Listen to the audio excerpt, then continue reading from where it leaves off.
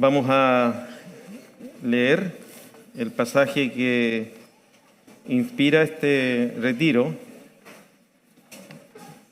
en Gálatas 6:14.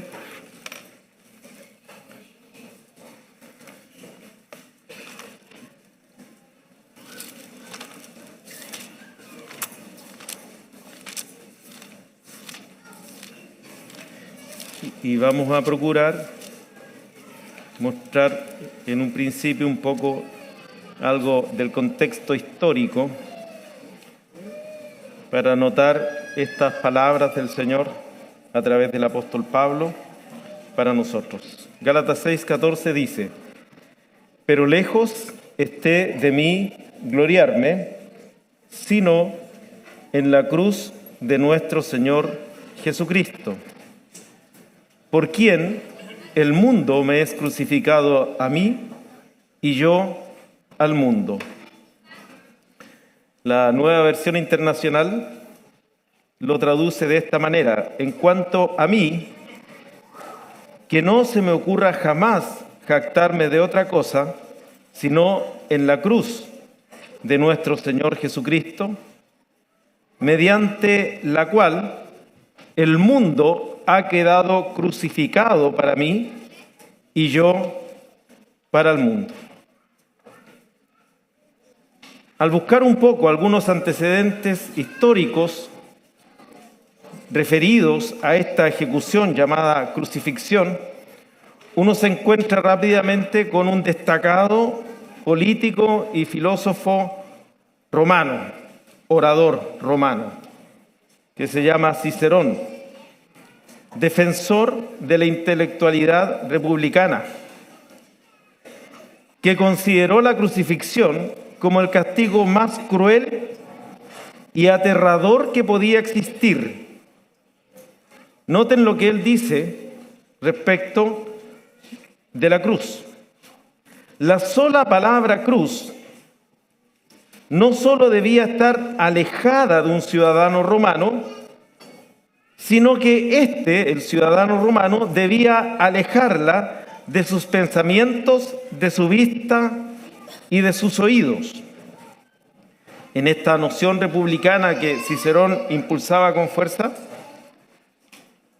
hablando del ciudadano romano, dijo que era una vergüenza maniatar a un ciudadano romano, un crimen el azotarlo, el matarlo casi un parricidio, y no le quedaron palabras para responder la siguiente pregunta que él mismo hizo: ¿y qué diré si se le crucifica?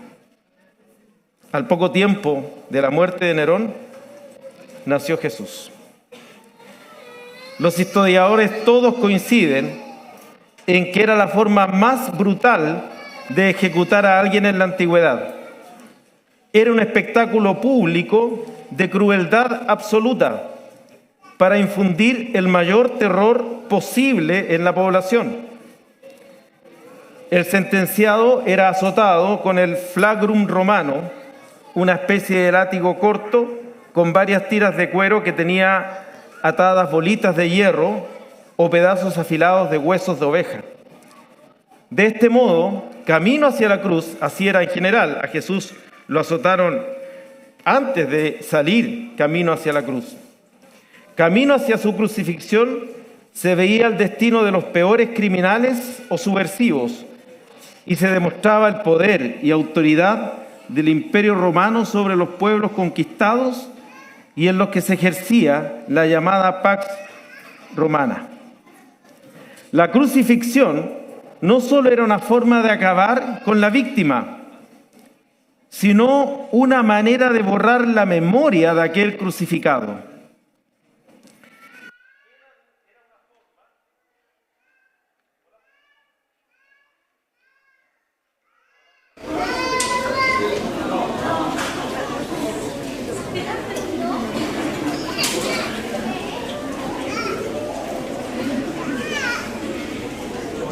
Un poco. Ahora sí, ya. Si no, me tendría que poner a predicar como antaño en la calle, nomás, así como a viva voz. Y así anduvimos predicando con varios de aquí a viva voz en las plazas.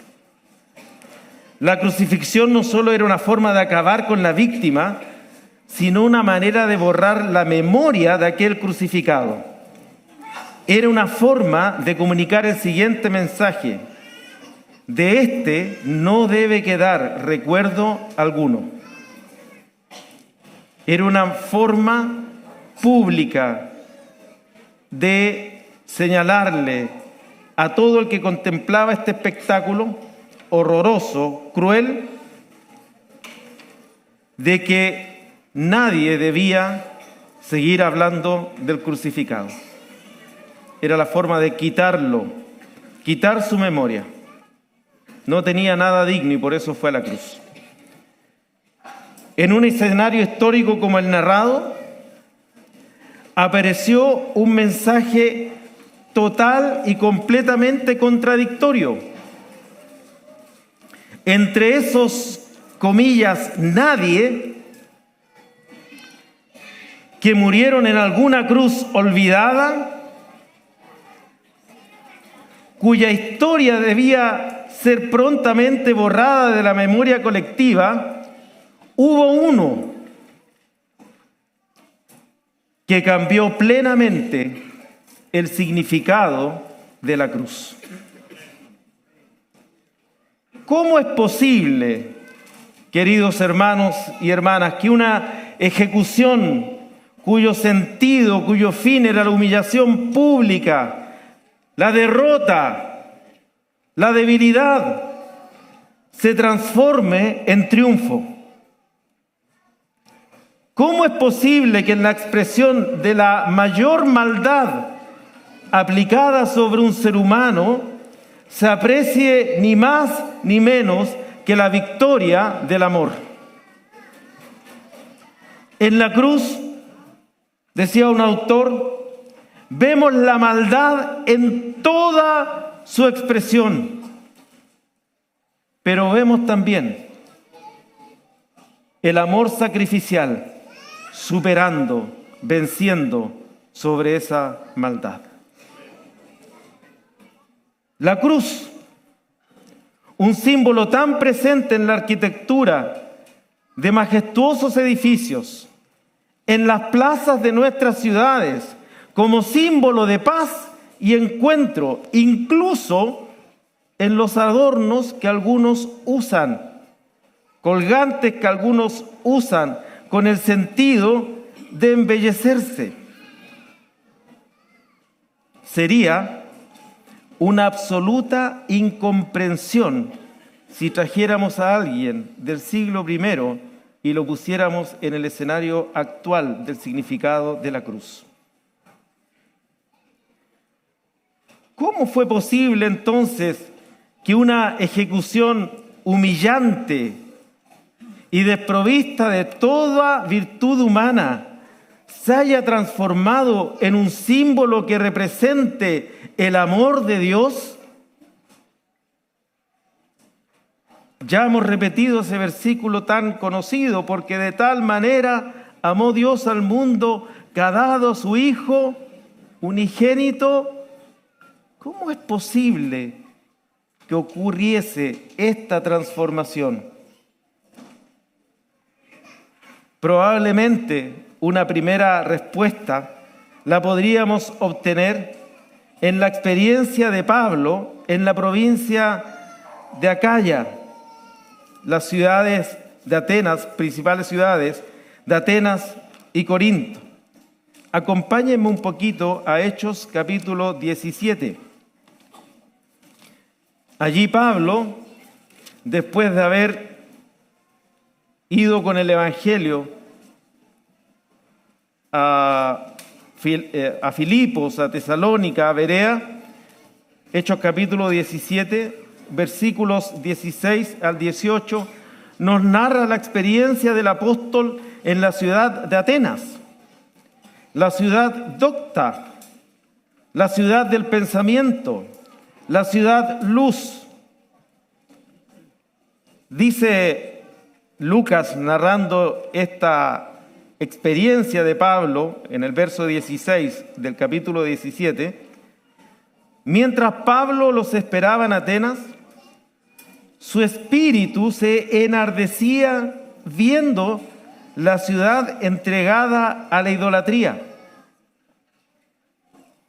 Así que discutía en la sinagoga con los judíos y piadosos. Ese era un escenario en el que Pablo comenzó a presentar en la ciudad de Atenas el Evangelio. Pero luego dice, y en la plaza cada día con los que concurrían. Y algunos filósofos de los epicúreos y de los estoicos disputaban con él.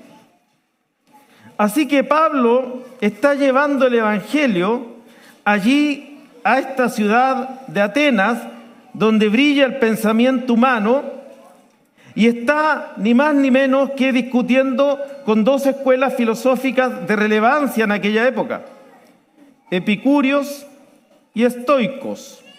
Haciendo un breve resumen, los epicúreos manifestaban que el mayor bien del hombre era el placer prudente, era buscar lo que hoy día podríamos llamar un buen pasar, una sociedad de bienestar. Y no estaríamos lejos de lo que pensaban los epicúreos. No era el placer desordenado, desenfrenado, liberal de los corintios. Era más bien buscar en la vida aquello que nos entrega cierto grado de placer de forma prudente, y esa era la principal motivación que debía estar en los seres humanos.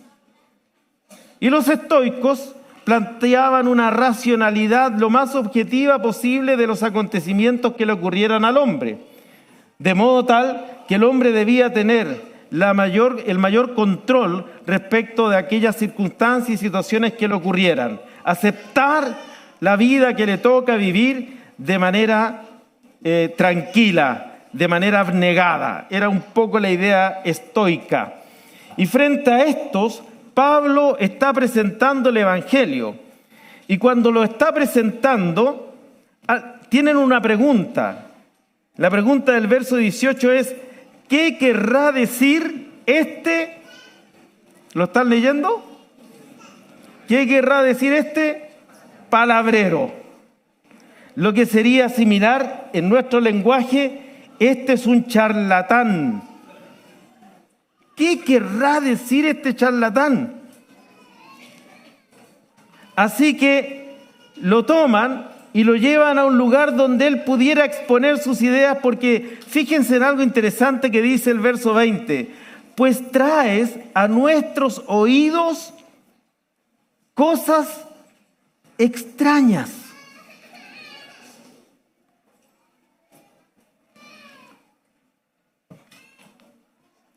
Y Pablo, desde el verso 22, en esta incursión de Atenas, Corinto, desde el verso 22 hasta el verso 31, Lucas registra el mensaje, el discurso del apóstol Pablo. Es una característica muy hermosa del libro de los Hechos. Lucas se reserva en cada momento, en distintos momentos del libro de los Hechos, registrar de manera intencionada, y si uno lo pudiera mirar, articulada con todo el mensaje que está dando, ciertos discursos que traen mucha claridad. Por ejemplo, en el viaje anterior está el discurso que él dio en Antioquía de Pisidia. Por ejemplo, está la defensa de Esteban, íntegra. Eso es una riqueza enorme. Está la defensa de Pablo hacia el final del libro de los Hechos, porque Lucas lo está haciendo de manera tal que nos lleva en una comprensión de lo que allí está ocurriendo en el avance del Evangelio. Recuerden que Hechos al principio dice, ¿será predicado este Evangelio? ¿Dónde? ¿En Jerusalén? ¿Judea? ¿Samaria? Y hasta lo último de la tierra. ¿Y cómo es que este evangelio glorioso, esta noticia, que es una cosa extraña al pensamiento de los atenienses, comenzó a avanzar por todo el mundo? Así que tenemos un precioso legado aquí de Lucas, inspirado por el Espíritu Santo, y nos deja el texto de lo que fue el discurso de Pablo a los atenienses. Lo primero que hace Pablo es encontrar un punto de encuentro, digámoslo, porque la primera referencia que tiene él es haber hallado una inscripción que decía: al Dios no conocido. Lindo esto, porque al principio Lucas nos dijo que el espíritu de Pablo se enardecía. ¿Cómo será eso, en un apóstol que no soporta lo que está ocurriendo en su espíritu? ¿Cómo la ciudad entregada a la idolatría? Y cuando tiene la posibilidad, seguramente él ha pensado, ha reflexionado, ha meditado en todo aquello y parte diciendo unas palabras que parecerían contradictorias. Porque parte diciendo algo bueno que vio en ellos. Les dice en el verso 22: varones atenienses, en todo observo que sois muy religiosos. ¡Qué bien! Seguramente si yo estuviera escuchando este discurso de Pablo, de estas cosas extrañas, diría: este hombre tiene algo que decir, porque ha observado bien la ciudad. Y parte con el Dios no conocido y usa esa inscripción para decirles: este es el Dios que ustedes no conocen, este es el Dios que yo les voy a presentar. Y luego muestra la creación como evidencia de su poder y deidad, del poder de Dios y de la deidad de Dios. Y uno mira un poco esta estructura incipiente en el discurso y se da cuenta que es bastante parecido al principio del libro de Romanos. Porque las cosas invisibles de Él, su eterno poder y deidad, se hacen claramente visibles desde la creación del mundo. Es como si en el Romanos Pablo estuviera llamando como un testigo, alguien que atestigua en contra de la culpabilidad humana a la creación, porque la creación da testimonio del poder y de la divinidad de este Dios no conocido para los atenienses.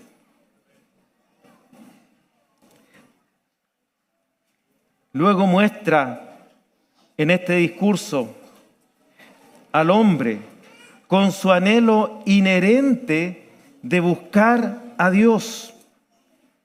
Pablo lo dice de esta manera, luego que declara que Dios es el creador,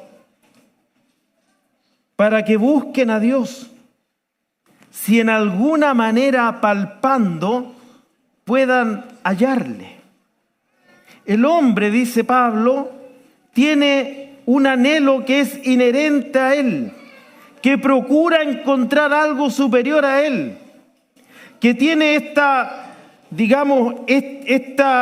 acción en su corazón permanente de buscar a Dios. Pero en eso, Pablo muestra la ignorancia de la idolatría. En esta búsqueda de Dios, dice Pablo, ustedes han hecho algo que es propio de la ignorancia, del desconocimiento. Y empieza a mostrar la necesidad de arrepentimiento e introduce, fíjense, estoy hacia el final del versículo, del discurso, en el versículo 30, pero Dios, habiendo pasado por alto los tiempos de esta ignorancia, manda a todos los hombres en todo lugar que se arrepientan, por cuanto ha establecido un día en el cual juzgará al mundo con justicia. Aquí está terminando, o por lo menos hasta donde le dejaron hablar, por aquel varón a quien designó, dando fe a todos, con haberle levantado de los muertos. Y cuando llega a este punto de su discurso, cuando llega a esta explicación de su discurso, la manera en que este Dios no conocido por los atenienses se ha acercado a ellos, parece que todo el mundo empieza a reaccionar, porque se empiezan, dice la Escritura, que algunos se empiezan a burlar de él. Y otros decían, ya te oiremos acerca de esto otra vez. Fue un mensaje desechado. Fue un mensaje no recibido. Fue un mensaje que no fue aceptado. Algunos lo creyeron, pero lo que está intencionando Lucas es lo siguiente, que frente a esta intelectualidad ateniense, el mensaje no encontró cabida. Luego va rumbo a Corinto, y más o menos uno puede fechar con cierta precisión la estancia de Pablo en Corinto alrededor del año 51. 3 a 4 años posterior al tiempo en que estuvo en Corinto, Pablo escribe la primera carta a los corintios. Él estuvo en Atenas y luego va a Corinto. Y cuando escribe la primera carta a los corintios, trae el recuerdo de aquello que le ocurrió. Fíjense, Primera de Corintios, capítulo 2. Y aquí uno puede, esta carta fue escrita 4 años después de la estancia en Corinto. Después de haber estado en Atenas, va a Corinto, está 18 meses, 1 año y medio en Corinto, y luego 3 años después desde Éfeso escribe esta carta. Y en el capítulo 2 dice, así que, hermanos,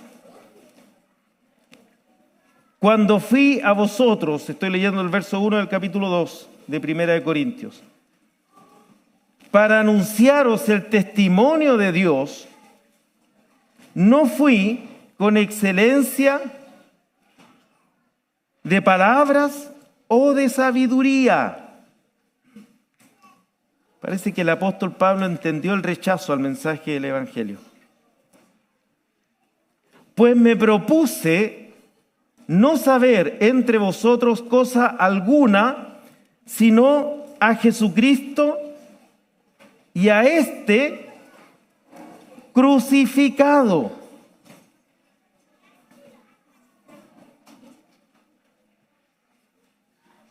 Pareciera que posterior a su visita en Atenas, Pablo intensifica la presentación de la cruz, sabiendo que es un mensaje rechazado, sabiendo que es un mensaje no recibido. Intensifica en Corinto la predicación de la cruz. Y cuando él dice, estuve con, el verso 3 del capítulo 2, y estuve entre vosotros con debilidad y mucho temor y temblor. Uno se pregunta, miren, en Atenas no fue perseguido. Había sido perseguido en las otras ciudades. Pero en Atenas parece que era permitido que él hablara y a lo más no se le iba a considerar. Pero el temor y el temblor, esta percepción que él tuvo posterior a estar en Atenas y llegar a Corinto, parece ser que está vinculado con el mensaje que él debía entregarles a este pueblo. Me propuse no saber entre vosotros cosa alguna, sino a Jesucristo y a este, lo voy a decir en el contexto histórico, y a este ejecutado como al peor de los criminales o subversivos. Y obviamente, amados hermanos, que en la comprensión que Pablo está teniendo y en esta necesidad de intensificar la cruz en el mensaje del Evangelio, obviamente que seguramente esto significó para él estar en debilidad, estar en temor, estar en temblor, estar en dependencia a Dios. Porque no se puede entender el mensaje de la cruz si no es por revelación del Espíritu Santo a nuestra vida.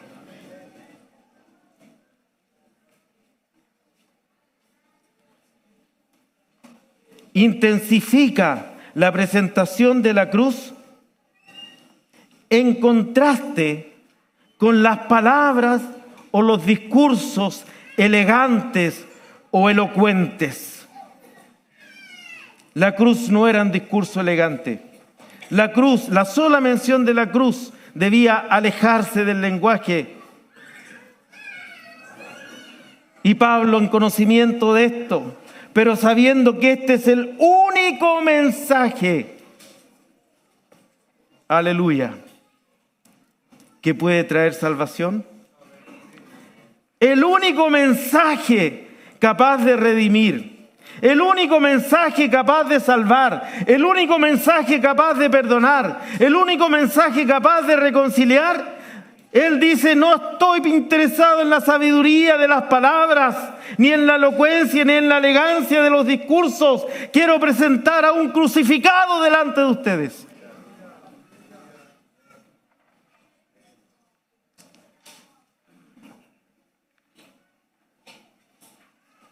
Y usa, porque el contexto en el que explica esto es el contexto de la división de la iglesia. De los problemas que trata Pablo en Corinto, el primer problema que trata es el problema de la división en la iglesia. Y no sé si usted se pregunta lo mismo que yo, pero ¿por qué tiene que decir y hablar de la cruz en un contexto de división? Por la pregunta, amados hermanos, que hace en el verso 13: ¿fue crucificado Pablo por vosotros? Unos decían: yo soy de Pablo, otros yo de Apolos, otros yo de Cefas, inclusive otros yo de Cristo. Y cuando Pablo empieza a enfrentar ese problema desde el mensaje que les hizo llegar, les hace la pregunta probablemente que tiene una respuesta evidente: ¿quién fue crucificado por ti? ¿Fue crucificado Pablo por vosotros?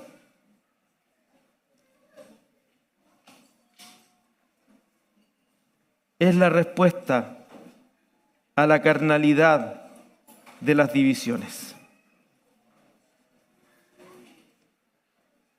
En el verso 17, Pablo empieza, y creo que aquí hay una pista, como una veta para encontrar cómo fue este hecho posible, porque Pablo empieza a decir en el verso 17: pues no me envió Cristo a bautizar, sino a predicar el evangelio, no con palabras, no con sabiduría de palabras, para que no se haga vana la cruz de Cristo.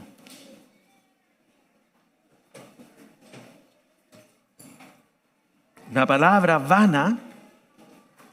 vana es desvalorizar, es despojar. Y Pablo está mostrando lo siguiente, queridos hermanos: está revistiendo a la cruz de dos sentidos significativos para la iglesia. El primero, que no es cualquier cruz, no es cualquier crucificado. De entre los muchos crucificados y ejecutados de esta manera horrorosa, algunos dicen que los crucificados estaban días. Y para poder seguir respirando, se apoyaban un poco en sus pies, como levantándose un poquito, permítanme el ejemplo, como levantándose un poquito. Y por eso le quebraban las piernas, para que no pudieran hacer eso, y de esa manera apuraban su muerte.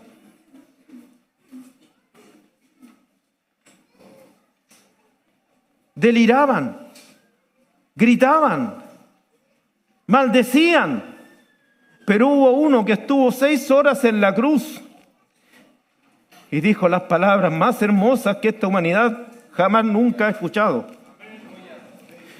Hubo uno que estuvo 6 horas en la cruz y cuando vio a su madre, y su madre seguramente anhelando abrazarlo, anhelando consolarlo, anhelando bajarlo de esa cruz.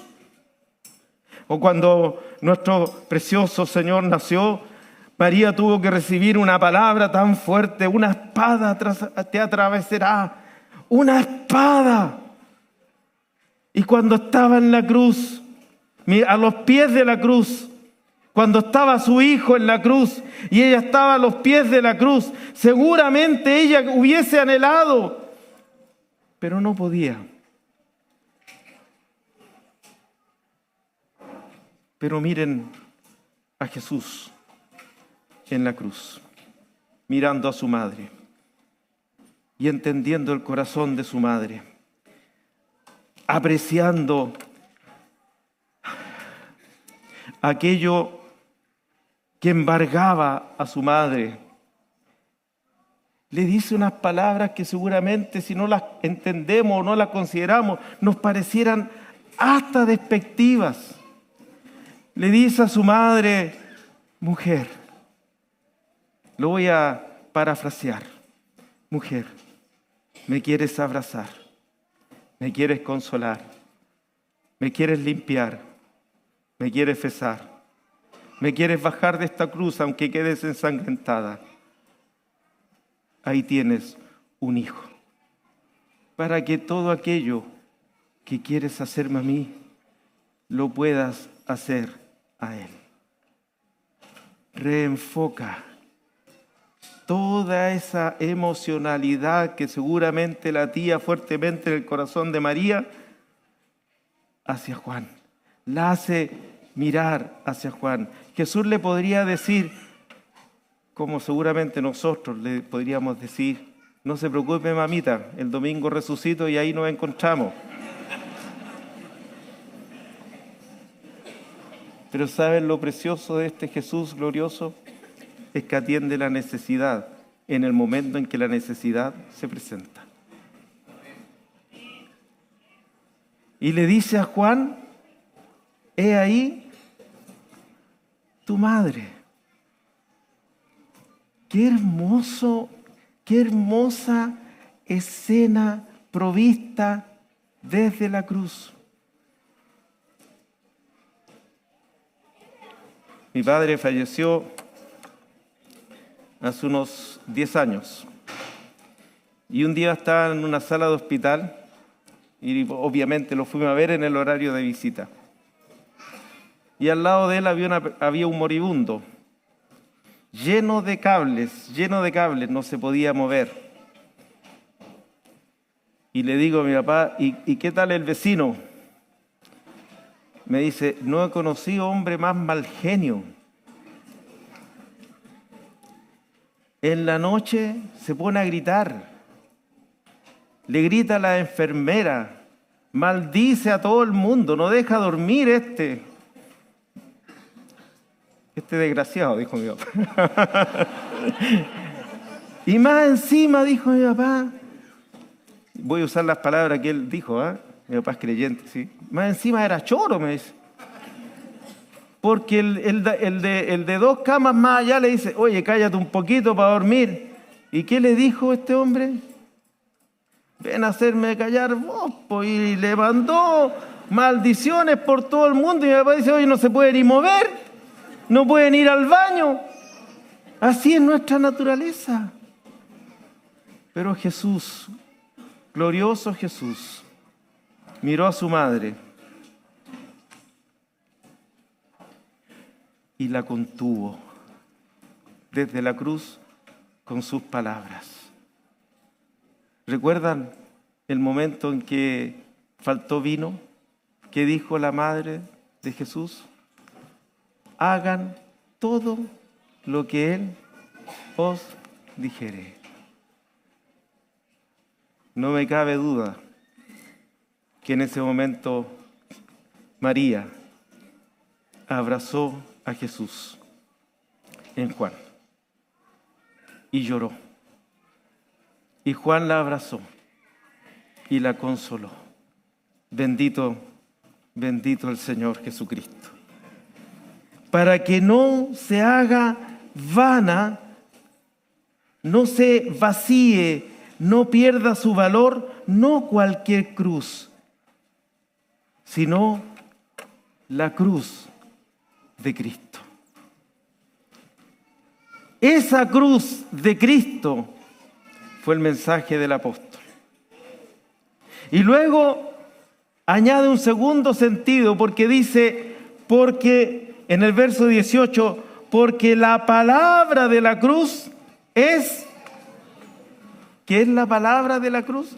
Pero noten que asocia a la cruz una palabra. En el griego es logos, que es principio, razón, sentido, significado, mensaje, no solo palabra. Así que lo que está haciendo el apóstol Pablo es decir, hay una cruz, que es la cruz de Cristo, única, singular, excluyente y exclusiva, que no es como las otras cruces. Esa es la cruz de Cristo, y esa cruz de Cristo tiene un logos, tiene un mensaje, tiene un significado, tiene un sentido, tiene una realidad contenida en ella, aunque para los griegos sea locura y para los judíos sea tropezadero. Pero para nosotros es poder de Dios. Aleluya.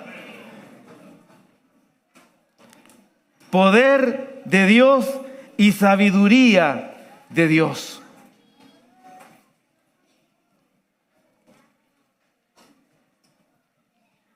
Cuando Pablo muestra aquí en esta misma carta qué es el Evangelio, fíjense un poquito hacia el final de esta carta de Primera de Corintios.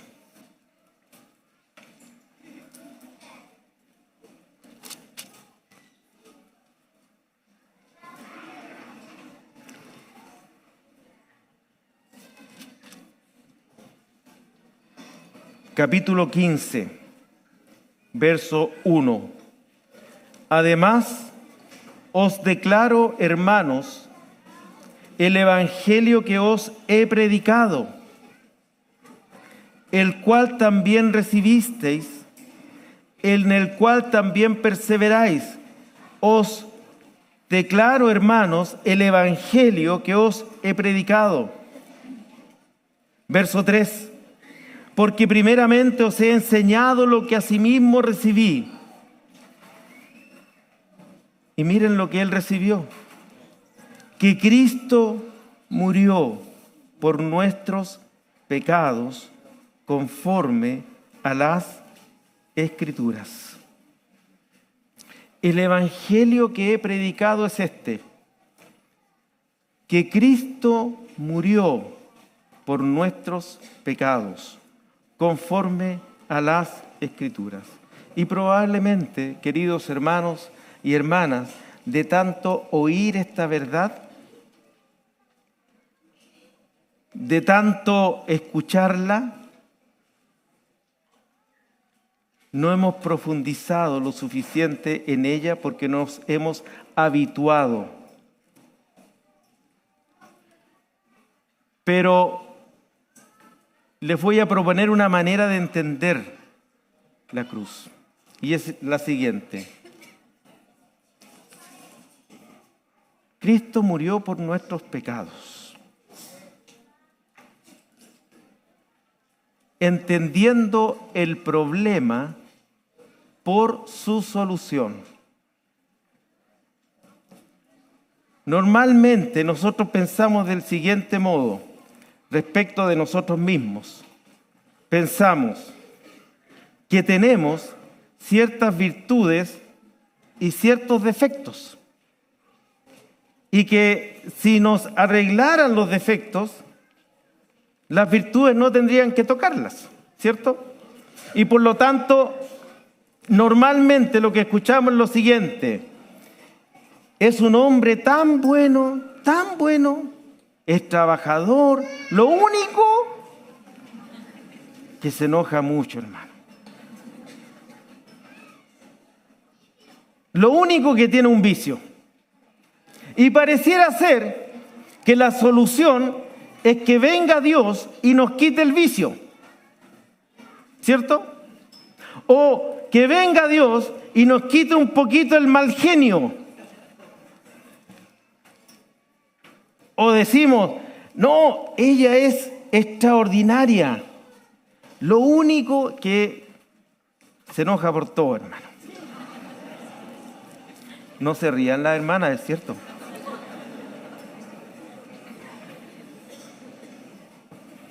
Uy, todo le molesta.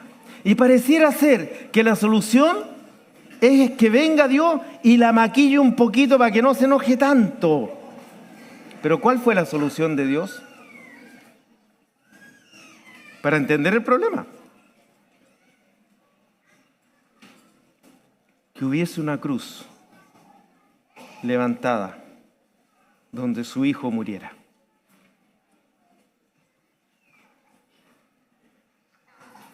Y al contemplar la cruz, entendemos la gravedad de nuestro problema. No es nuestro mal carácter, no es nuestro vicio, somos nosotros.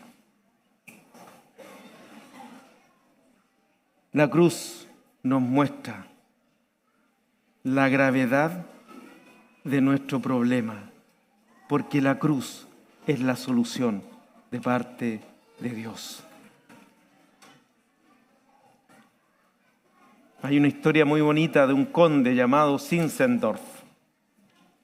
El conde de Zinzendorf. Seguramente la mayoría de nosotros hemos escuchado algo de él.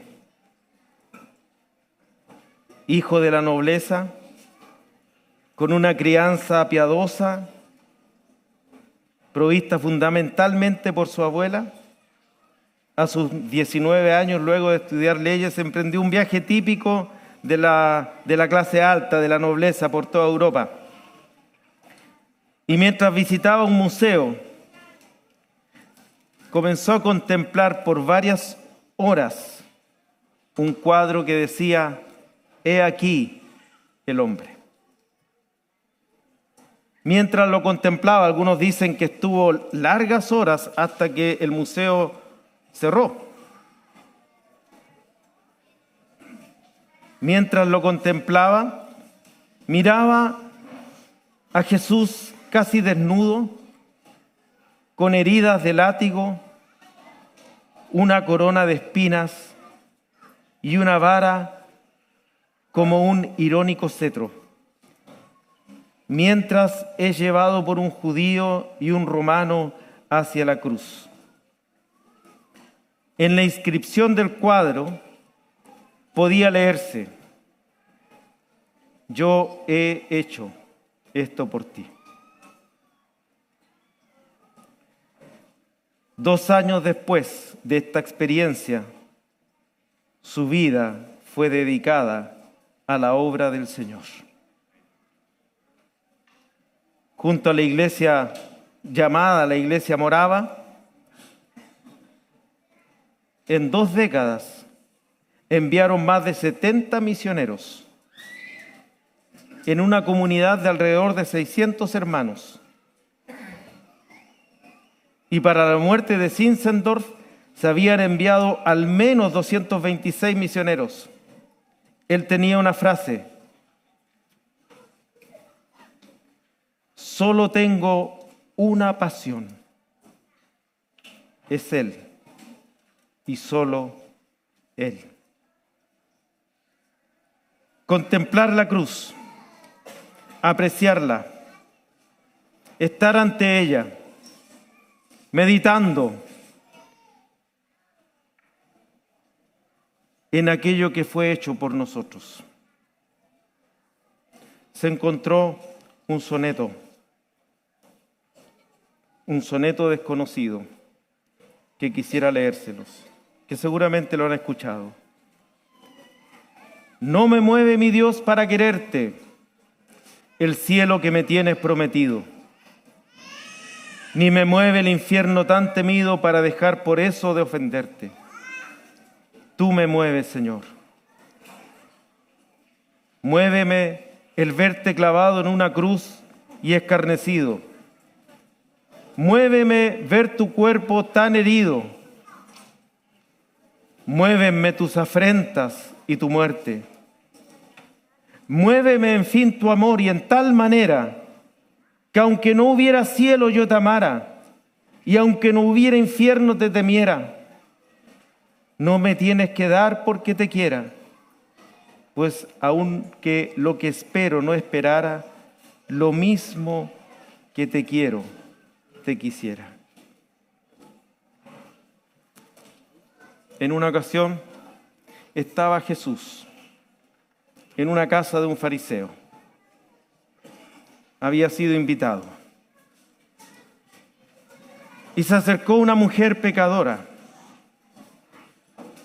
sin que lo viera él, porque se acercó por detrás. Y comenzó a llorar en los pies de Jesús. Y parece que Jesús no hizo ningún ademán de incomodidad o molestia. Seguramente la escena, uno hubiese esperado que Jesús hubiese movido un poco el pie para decirle a la mujer que se diera cuenta, pero parece que Jesús estaba tranquilo. Esa tranquilidad de Jesús es maravillosa. Porque cuando la mujer adúltera estaba ahí, venía la multitud enardecida, él se quedó tranquilo y se puso a escribir en tierra. Y todo el mundo que vino a apedrear a la mujer esperaba la respuesta de Jesús. Y Jesús no se las dio. ¿Qué habrá escrito en tierra? Pienso yo que él escribió: estás conmigo, no te dejaré, no te desampararé, voy a estar al lado tuyo. Y la multitud enardecida quiso encarar a Jesús. Y Jesús dijo una sola palabra, una sola frase que todos lo sabemos. Maravilloso el Señor, ¿eh? El que esté libre de pecado, que tire la primera piedra.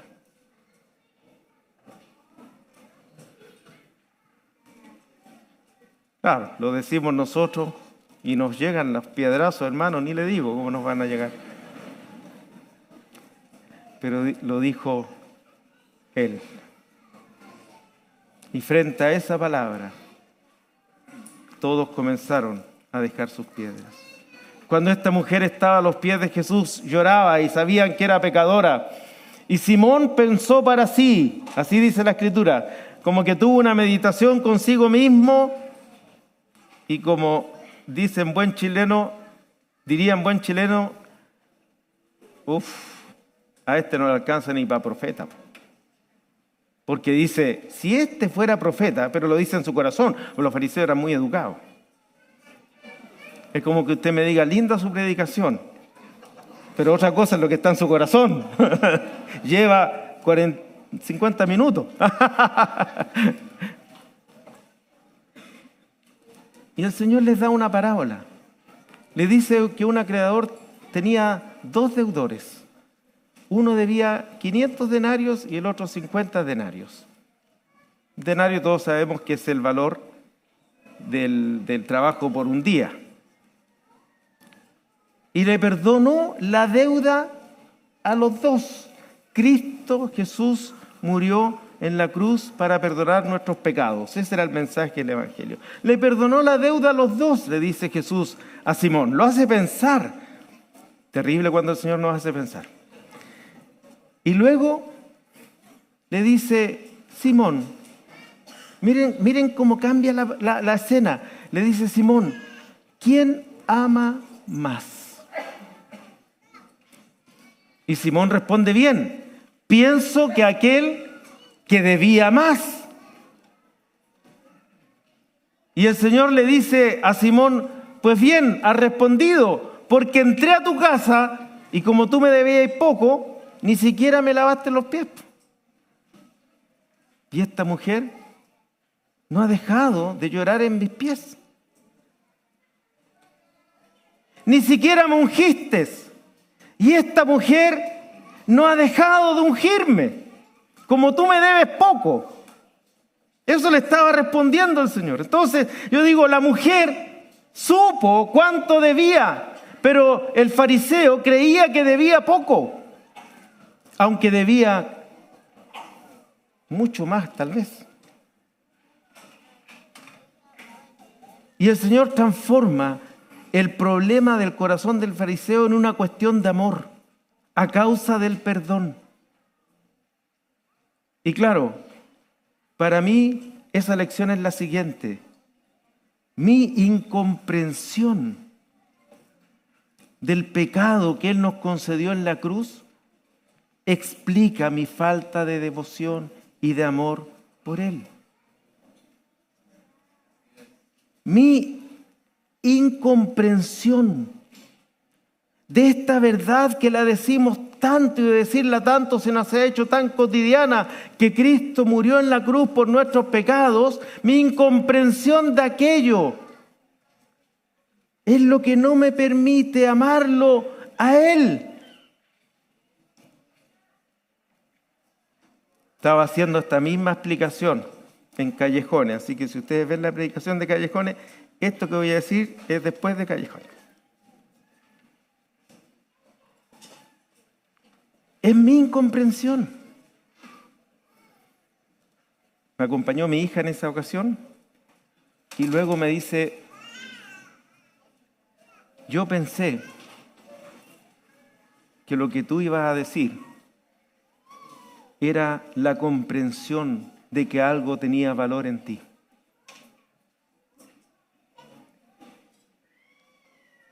No solo es la incomprensión de la cruz, es la comprensión de que algo en nosotros tiene valor y que no hubiese sido necesaria la cruz.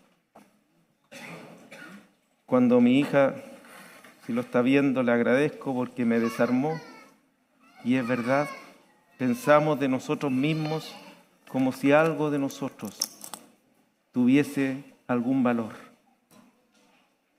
Y la cruz, contemplar la cruz, no cualquier cruz, la cruz de Cristo, y el significado de esa cruz de Cristo nos deja en la indefensión, nos deja en la comprensión de nuestra maldad, de nuestro pecado, de lo terrible que somos nosotros y de la solución que Dios dio para rescatarnos y mostrar de esta manera su profundo y grande amor. La escena de la mujer a los pies de Jesús es una escena que, mirada desde la perspectiva de esta palabra, es una escena de la palabra de la cruz.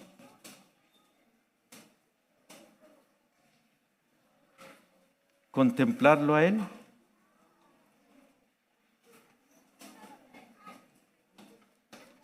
y quedar expectantes de lo que Él pueda hacer con nosotros. Movernos en respuesta a lo que Él nos muestre de sí. Y amarlo profundamente por lo que Él hizo por nosotros.